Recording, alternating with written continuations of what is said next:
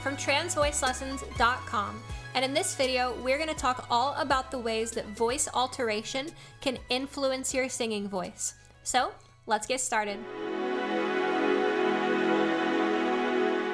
So right away, I want to address one common question.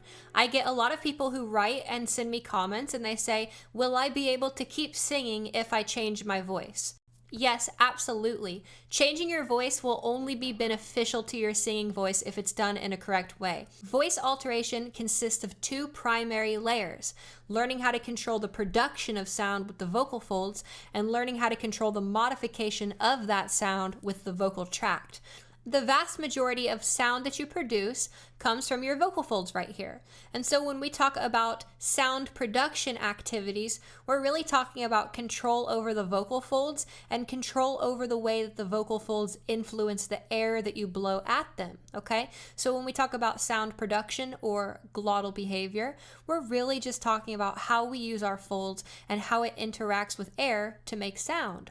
When we talk about voice modification or sound modification, we're talking about the shape of the vocal tract, the resonance of the voice, and how that resonance influences our sound. So there are really two primary components: sound modification and sound production.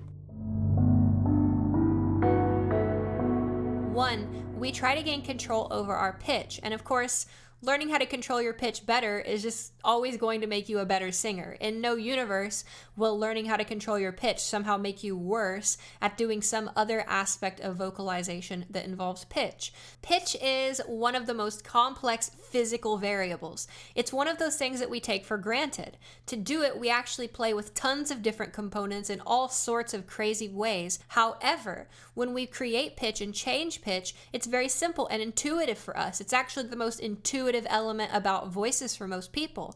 And that can serve as a highlight to how you should approach all vocal related things. You should think about what you want to achieve, the sound of it, the function of it, what you want to bring into the universe, rather than thinking about the individual muscles or how the components relate to each other.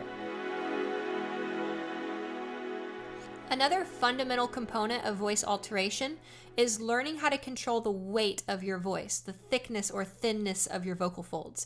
And this element is so fundamental to both singing and voice alteration. When we learn to sing, our goal is to have a wide and connected vocal range where we can access all of our pitches in a comfortable fashion with a smooth and consistent sound. As we learn how to control the weight of our voice and the mass of our vocal folds, that will always make our vocal range much wider and cleaner to move across. You'll be able to shift between your modal voice and your falsetto much easier. You'll be able to hit higher highs and lower lows. Lower lows rely on having more mass. Higher highs rely on having less mass. So as we learn how to control the weight of our voice, it naturally makes our entire pitch range easier to manipulate as well. We will only see your vocal range expand, never contract, unless we intentionally try to make it smaller. Regardless if you're going in a feminizing or masculinizing direction, you'll want to learn how to control that entire spectrum of weight, which means that you'll be getting the benefits regardless of which direction you're going, and that will help your voice be better when you sing. Additionally, when learning voice alteration, we care a lot about learning how to manipulate the purity of our voice. This purity can be expressed as how clean or noisy your voice sounds. If you're very breathy, we would say that you're not very pure. If you're very like that, we would say that you're not very pure, okay? Purity is primarily controlled through the interaction between airflow and vocal fold closure and how those two play against each other.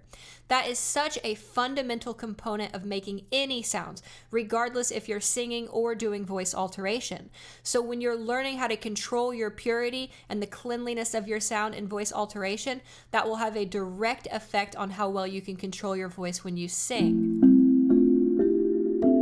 Additionally, as part of voice alteration training, we learn how to shape the beginnings and ends of our sounds, what we call the onsets and offsets of the sound. Onset is a huge component of singing. As a singer, your attack and the release and the way that you begin has to be good. It has to be right. You have to get the tone before the sound starts. So as you learn voice alteration and you learn to control different types of onsets and different types of offsets, that will naturally make you more controlled and more stable as a singer.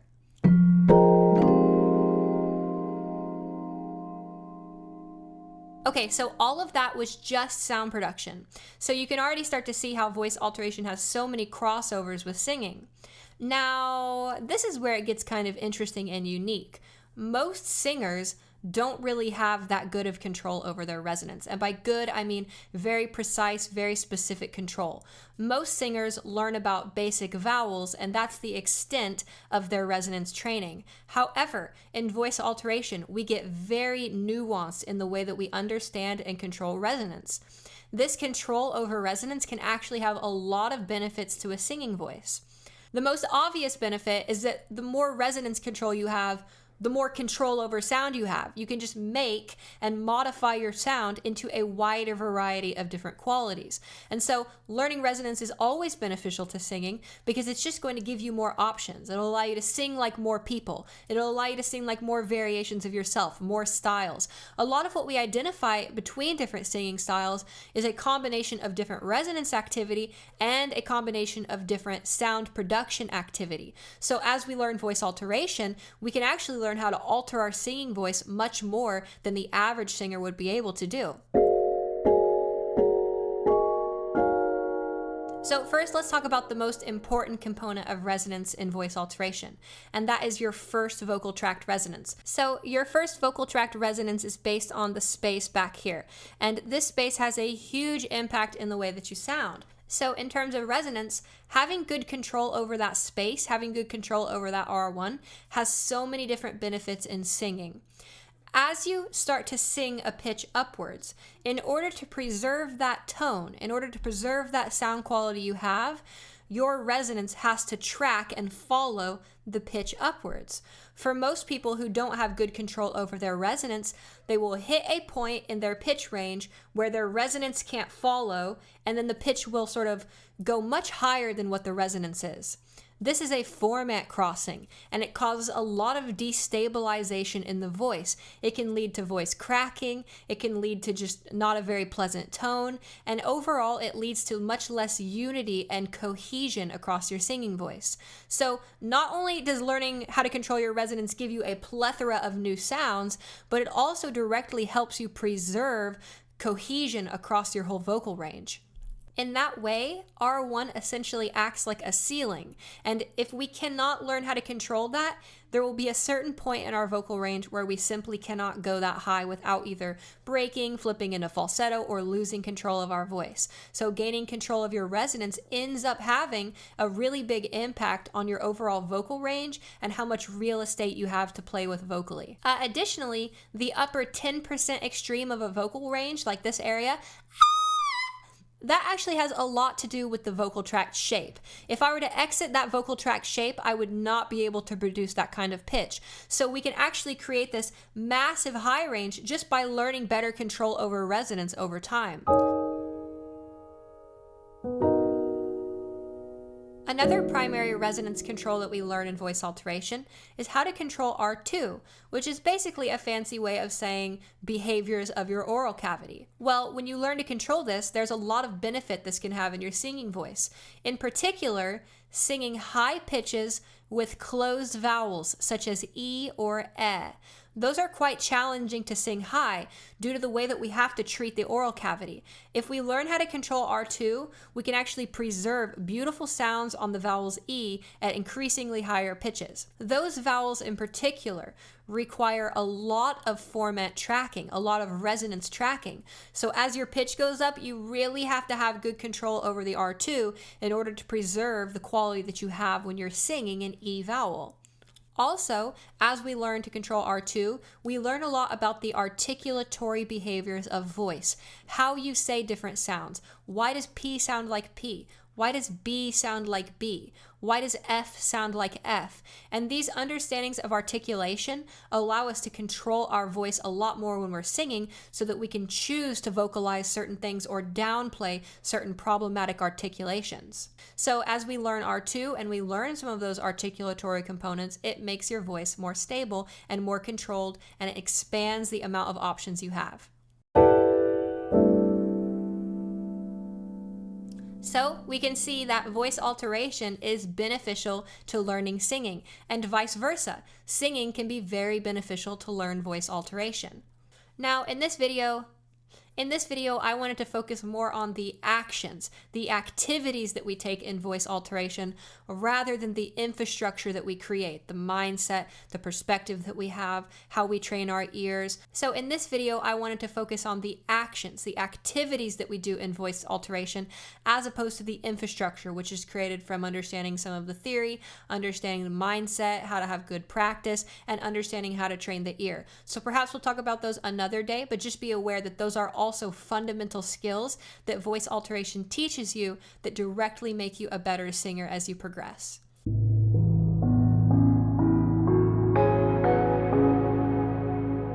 Pitch is obviously very important to singing. Learning how to match it, how to move between it fluidly, and how to find the pitch that you want to be creating. Mass and weight is also so important, as it acts like a gate that stops your free expression of pitch. Mass also greatly influences the dynamic control, the intensity and loudness of your voice. By learning how to control the weight of your voice, it just expands your voice in so many other dimensions. Learning how to control the purity of your voice is really learning how to control the valve-like relationship between airflow and closure. And that is so fundamental to singing. In fact, that is the very essence and backbone of sound production. Learning how to control the beginnings and ends of sounds is, of course, very important. So much of our expression when we're singing comes from how we start those sounds, how we end those sounds, and what we're doing somewhere in the middle. And all of those things and more are trained in voice alteration in some way or another. And of course, when dealing with resonance, there are so many benefits to singing. First off, a wider range of expression, a wider range of sounds. You'll be able to explore and mimic a wider variety of styles. Additionally, there are direct benefits. As we gain control over R1, it allows us to have much more cohesion as we're trying to sing higher, and it also allows us to avoid many pitfalls that beginners fall into, where they change tone when they're singing on accident. Also, as we learn resonance, we gain more awareness of the vocal tract, and keeping our vocal tract relaxed but active during singing is really important. Same with during speech. We want our voice and our vocal tract to be relaxed, but we want to engage what we're looking for. Nothing else, nothing more. And of course, when we explore R2, that allows us to have more control over the formation of our vowels and ultimately our total resonance. It gives us more control over articulation to allow us to make creative decisions about the way we're approaching a certain passage of music. And it also deals with a lot of jaw stuff. So a lot of singers get bad jaw issues or lip problems, tensing up or flexing things. And when we learn how to control resonance, we gain awareness of those things so that we can make sure when we're singing, we're doing what we want. And lastly, we're training our ears, our brains, our minds, and our bodies to be more connected so we have more vocal freedom. That is the fundamental goal of all voice alteration, more vocal freedom. If you're focused on getting a feminine voice or a masculine voice or neither, focus on freedom and control. As you can see, voice alteration has a lot of benefits and can make you a much better and more controlled singer. If you haven't ever sang before and you think you're a bad singer, voice alteration can operate as a wonderful stepping stone into singing, which is a fantastic life behavior to explore. So, to finally put to rest the question that everybody asks me, will changing my voice impact my singing voice? Yeah, it'll make you better. It'll make you better because you're learning more about your voice, learning more about your body, learning more about how to hear, and learning more about how to control your behavior to evoke a desired result. And that is the essence of singing. So that's all for this video. Thank you all so much for watching. If you have any questions, comments, or concerns, please just post down below. Don't forget to like, subscribe, and share this video if you found it helpful. If you would like to support my work and what I do here on the channel, please check out my Patreon at the link provided. Don't forget to check out my music if you're into that kind of stuff. And if you'd like to work with me or communicate with me, please just email me at transvoicelessons@gmail.com, okay? And otherwise, thank you all so much and have a wonderful rest of your day. Bye. Cheers.